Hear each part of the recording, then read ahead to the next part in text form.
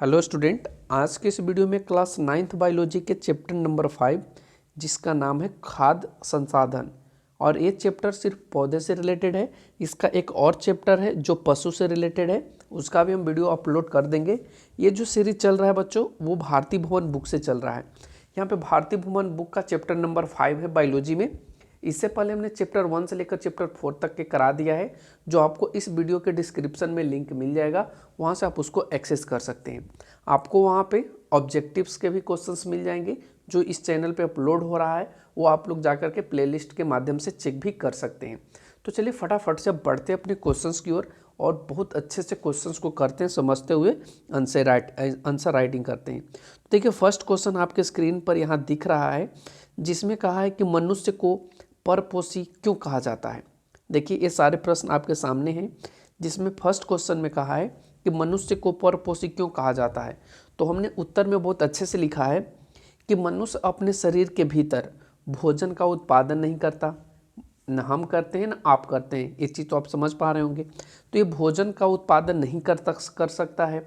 और ऐसा क्यों नहीं कर सकता है? क्योंकि मनुष्य के अंदर जो प्रकाश संश्लेषण की क्षमता है वो नहीं होती है, और प्रकाश संश्लेषण की क्षमता जिसमें होती है वही भोजन स्वयं बनाता है और अपने अंदर जो भी क्रियाएं होती है उन सबको करता है।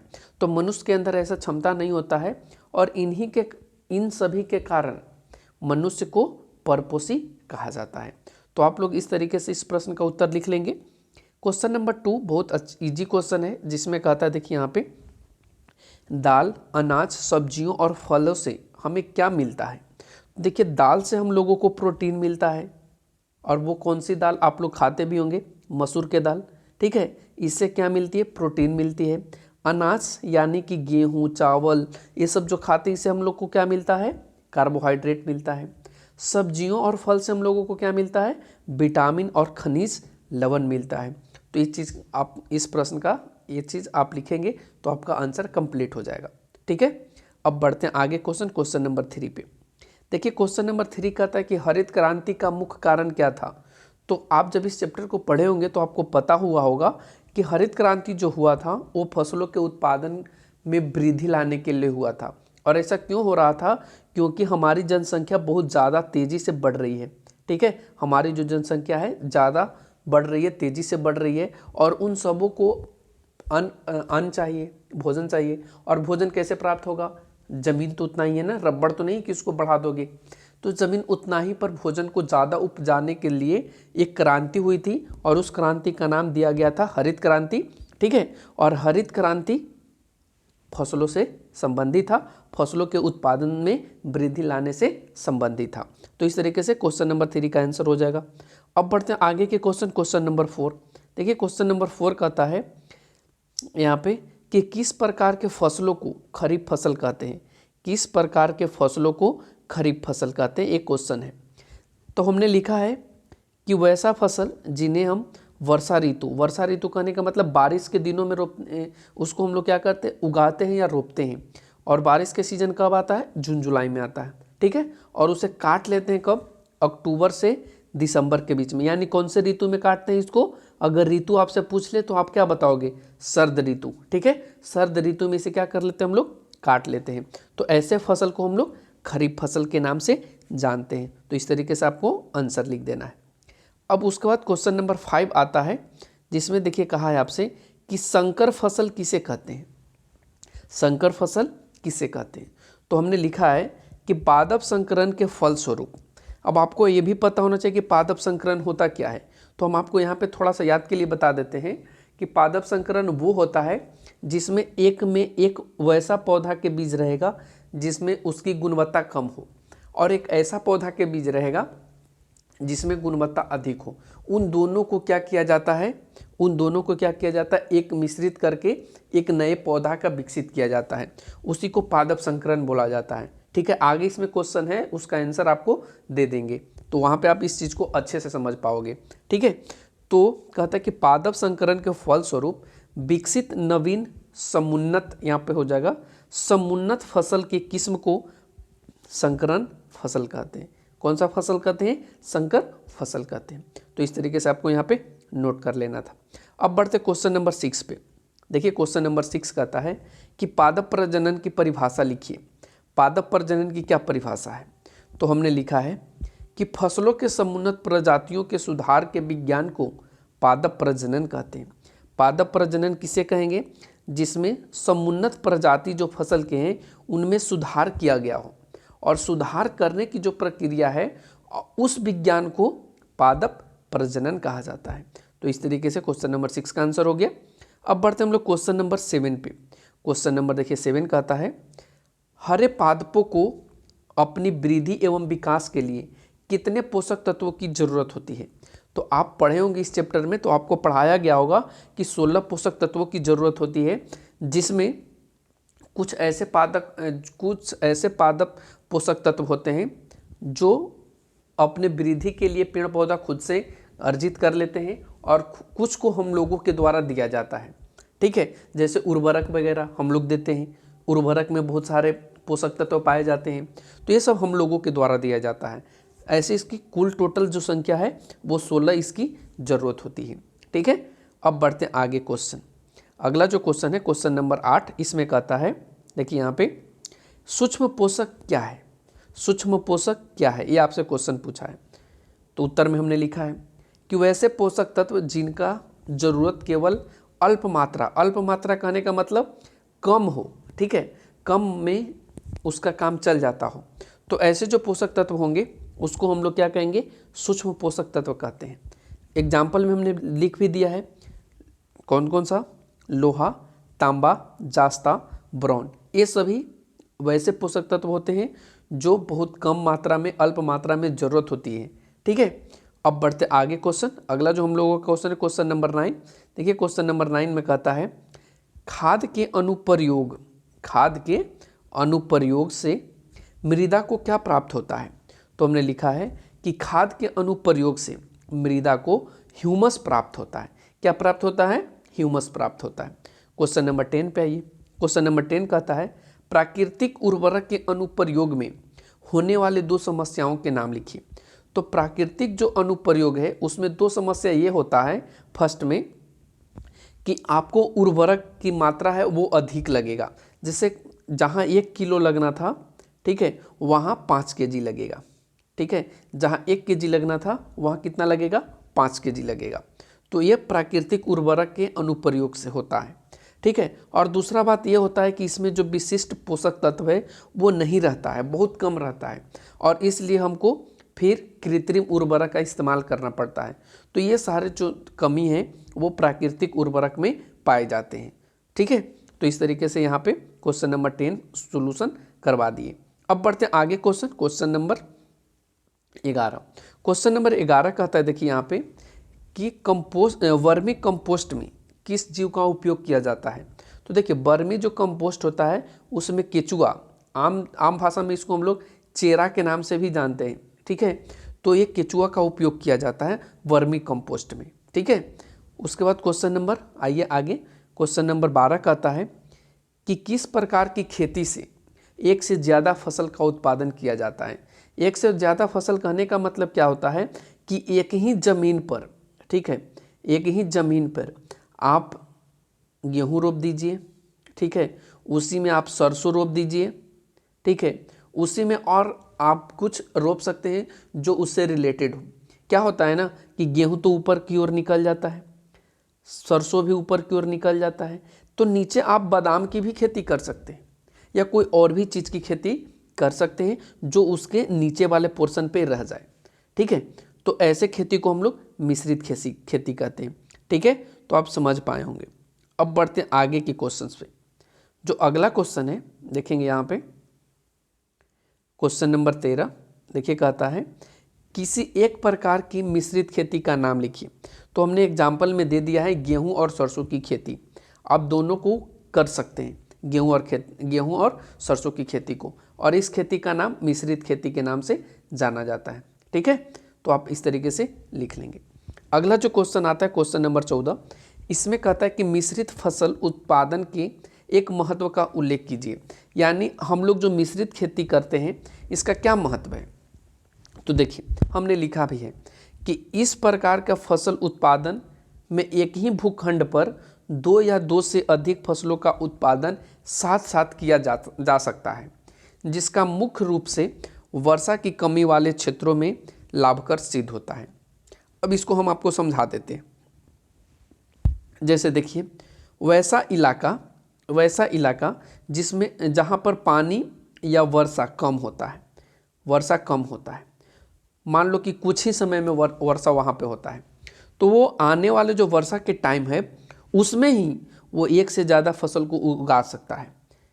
कहने का मतलब गेहूं भी उगा सकता है, सरसों भी उगा सकता है, और उसके अंदर अगर किनारे किनारे चाहे तो मटर का भी पौधा लगा सकता है। ठीक है, तो ये सारे प्रक्रिया होते हैं मिश्रित फसल के, और इनके महत्व होते हैं कि एक से ज़्यादा फसल उत्पादन हो जाता है और किसानों को बहुत ज़्यादा इससे फ़ायदा मिल जाता है। अब अगला क्वेश्चन आता है, क्वेश्चन नंबर 15। इसमें कहता है कि पीड़क क्या है। पीड़क क्या है, तो हम आपको बता दें कि पीड़क वो चीज़ होता है जो समस्त रोगाणुओं को मिलाकर के बनता है। समस्त रोगाणुओं को सम्मिलित जो रूप होता है उसको पीड़क या पेस्ट कहते हैं। जैसे कि कीट, जीवाणु, कवक, खरपतवार, ये सभी क्या हैं, पीड़क है। ठीक है, तो आप पीड़क समझ पाए होंगे। अगला क्वेश्चन है, एक कीट पीड़क का नाम बताइए। तो इसका नाम हमने यहाँ पे बता दिया है, DDT। आप लोग कमेंट सेक्शन में बताना कि DDT का फुल फॉर्म क्या होता है। ठीक है, DDT का फुल फॉर्म क्या होता है। अब बढ़ते हैं आगे के क्वेश्चन नंबर 17 पे। क्वेश्चन नंबर 17 कहता है यहाँ पे, खरपतवार क्या है। तो हमने लिखा है, वैसे अवांछित पौधे जो उगाए जाने वाले पौधों के साथ, यहाँ पे थोड़ा सा छूट गया है, लिख लेना। ठीक है, पौधों के साथ स्वतः उग जाते हैं, उसे खरपतवार कहते हैं। कहने का इसका मतलब है कि जब आप किसी फसल का उत्पादन करते हैं तो आप तो किसी अन्य पदार्थ का बीज नहीं बोएंगे। जैसा मान लीजिए आप सरसों बो रहे हैं, तो सरसों के साथ आप बथुआ तो नहीं बोएंगे। ठीक है, और ये बथुआ अपने से जम जाता है, तो इस चीज़ को क्या कहा जाता है, खरपतवार। इसको क्या कहेंगे, खरपतवार। तो वही खरपतवार आपको समझ में आ गया होगा।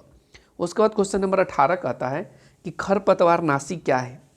खरपतवार जो नाशी होता है वो खरपतवार को बर्बाद कर देता है, यानी खरपतवारों का विनाश करने वाले रसायन को हम लोग क्या कहते हैं, खरपतवार नाशी कहते हैं। 19 नंबर क्वेश्चन है, किसी दो आम खरपतवारों के नाम लिखिए।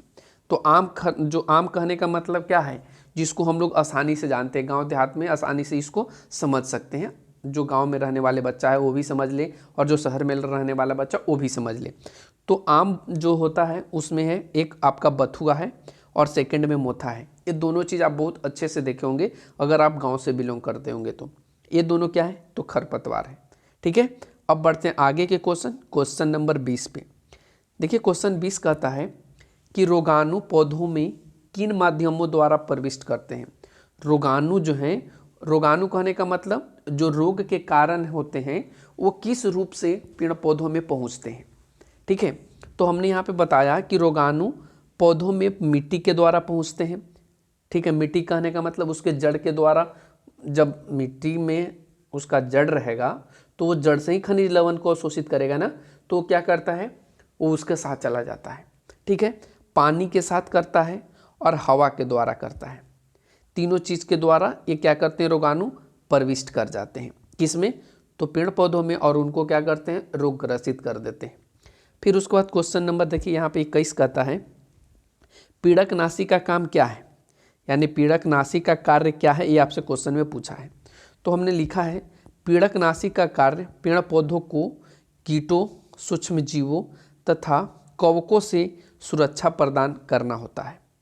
ठीक है, वो क्या करता है पीड़कनाशी, कि जितना भी कीट, सूक्ष्म जीव और भी जो छोटे छोटे जीव होते हैं उन सबको मार देता है और फसल को वो सुरक्षा प्रदान कर देता है। ठीक है, ये पीड़कनाशी का काम होता है। अगला जो है क्वेश्चन नंबर 22 कहता है कि भंडारण में अनाजों को हानि पहुंचाने वाले किन्हीं दो अजैविक कारकों के नाम लिखिए। तो एक अजैविक कारक क्या है, नमी है, और दूसरा का क्या है, तापमान है। ये दोनों क्या करता है, भंडारण के समय हानि पहुंचाता है। जैसे आप नमी में आप किसी अनाज को रख दिए तो उस कंडीशन में क्या होगा, वो उसमें क्या होगा, कीड़ा मकोड़ा लग जाएगा। अगर तापमान कम है, अगर तापमान ज़्यादा, आपने सुखाया और तुरंत उसको पैक करके रख दिया, तो उस कंडीशन में भी क्या होगा, आपका अनाज क्या हो जाएगा भंडारण में, वो उसमें कीड़ा लग जाता है। ठीक है, तो ये दोनों कारण हैं। फिर उसके बाद कहता है कि भंडारण के दौरान अनाजों को हानि पहुंचाने वाले दो जैविक, देखिए यहाँ पे ध्यान रखना, अगला वाला जो प्रश्न था, ऊपर वाला प्रश्न, इसमें बोला था अजैविक, लेकिन इसमें क्या बोला है, जैविक। तो अजैविक में हो जाएगा नमी और तापमान, और जैविक में हो जाएगा सूक्ष्म जीव। ठीक है, सूक्ष्म जीव और कीट। ठीक है, इस तरीके से आपको आंसर लिख लेना है। फिर उसके बाद अगला जो क्वेश्चन है, क्वेश्चन नंबर 24, इसमें कहता है कि धूमन किसे कहते हैं। तो हमने लिखा है कि धूमन वह प्रक्रिया होता है जिसमें विशिष्ट रसायनों का छिड़काव किया जाता है, उसको हम लोग क्या कहते हैं, धूमन। जैसे कि पाउडर वगैरह का छिड़काव किया जाता है, रसायन का छिड़काव किया जाता है, जैसे दवाई वगैरह के देखो ना छींटते, तो वो सब क्या है, वो सब करने की जो प्रक्रिया है उसको क्या बोलते हैं, उसको हम लोग धूमन बोलते हैं। ठीक है, और ये भी धूमन है। एक और तरीका भी है धूमन के, जैसे आपने किसी चीज़ में, या मान लो गांव देहात में उसको बोलते हैं कोठी, या उसको बोलते हैं मिट्टी का जो बना होता है ना, तो उसमें क्या करते हैं वो लोग, अनाज रखते हैं।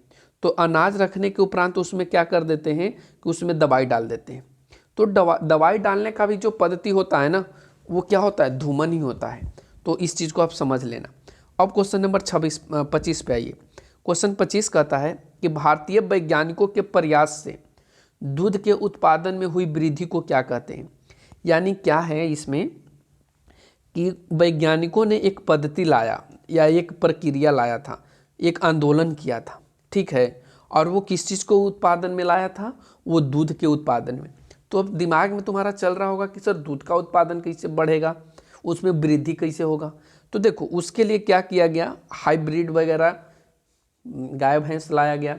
जैसे कहने का मतलब देसी विदेशी करके नस्ल लाया गया। आपने सुना होगा ना नाम जर्सी। आगे वाला चैप्टर में हम आपको इस चीज़ के बारे में बहुत अच्छा से समझाने वाले हैं, तो कोई दिक्कत नहीं है यहाँ पे, आप थोड़ा सा इसको समझिए जो चीज़ बोल रहे हैं उसको। ठीक है, तो वही दूध के उत्पादन के क्षेत्र में जो वृद्धि किया गया, वो दूध कैसा था, व्हाइट था, मतलब उजला था। तो उजला था तो इसीलिए उसका नाम क्या कर दिया गया, श्वेत क्रांति। कौन सा क्रांति, श्वेत क्रांति, याद रखना। अगला क्वेश्चन है कि दालों के सेवन से हमें मुख्यतः क्या प्राप्त होता है। तो दालों के सेवन से जब हम लोग दाल खाते हैं तो उससे हम लोगों को प्रोटीन मिलता है। क्या मिलता है, प्रोटीन मिलता है। तो यहाँ पे लिख देना है कि प्रोटीन मिलता है। फिर अगला क्वेश्चन है कि फास्फोरस किस प्रकार का पोषक है। यानी आप जब पढ़े होंगे इस चैप्टर को तो आपको दो चीज़ पढ़ाया गया होगा, एक आपका बृहद पोषक पढ़ाया गया होगा और एक सूक्ष्म पोषक पढ़ाया गया होगा। ठीक है, तो एक बृहद पोषक में क्या होता है, उसमें बहुत ज़्यादा इसका इस्तेमाल होना चाहिए, तो ये बृहद पोषक के अंतर्गत फास्फोरस आ जाता है। ठीक है, अगला क्वेश्चन है क्वेश्चन नंबर 28, जिसमें कहता है गेहूँ किस प्रकार का फसल है। तो आप गेहूँ को कौन से महीना में रोपते हैं, कौन से महीना में रोपते हैं। इस समय जब गेहूं की बुआई होती है बच्चों, तो इस समय मसूर का होता है, आप ऐसे याद रखना।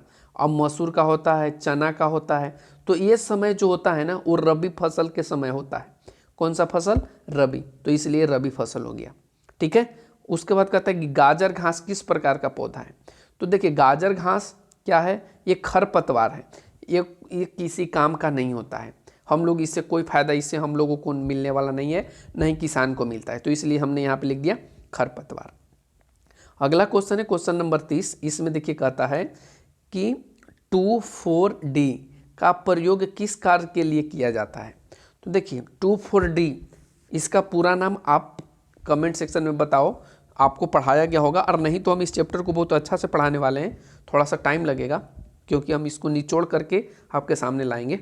तो ये 2,4-D का प्रयोग जो किया गया है ना, वो खरपतवार को नियंत्रण, खरपतवार क्या होता है ये चीज़ आपको हमने ऊपर ही बता दिया। तो खरपतवार को नियंत्रण करने के लिए, जैसे कि बथुआ वगैरह हो गया, मोथा वगैरह हो गया, फिर उसके बाद एक और होता है अमरलता वगैरह, अमरबेल जो जिसका नाम होता है, उन सब को हटाने में इसका प्रयोग होता है। ठीक है, तो ये चीज़ आप समझ पाए होंगे। अब बढ़ते हैं आगे के क्वेश्चन नंबर 31।